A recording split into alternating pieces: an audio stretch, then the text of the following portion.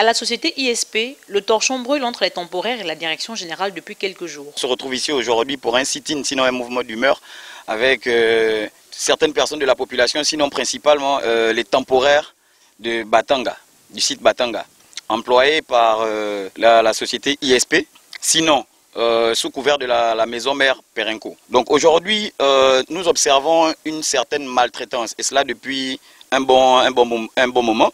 Le ras-le-bol aujourd'hui qui nous amène principalement, c'est la baisse des salaires, principalement.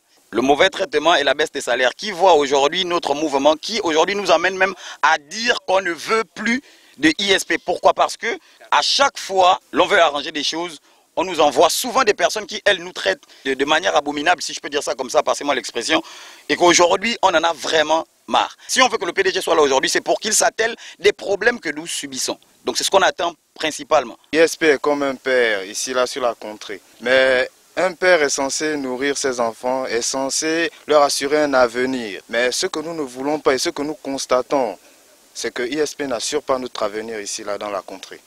Après enquête auprès de la direction générale, il retourne au sujet du principal point de revendication, selon les grévistes, inhérent à la baisse des salaires, que les temporaires de la société ISP, exerçant sur les différents sites du pétrolier Perenco, étaient payés pour le même travail effectué sur une même période, soit 2 semaines, sur la base d'une grille salariale inégalement répartie. Au terme d'un projet d'harmonisation des salaires sollicité par les ouvriers, fixant in fine à 340 000 francs le revenu de chaque travailleur, préalablement à 300 000 francs pour les moins payés et à 375 000 francs pour les mieux lotis, les seconds cités sont montés au créneau pour dénoncer ce qu'ils estiment être en leur défaveur.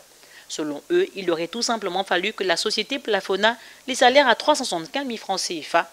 Dans l'optique d'un retour à la normale, une rencontre avec la direction générale est prévue pour ce 7 juin, à en croire les grévistes.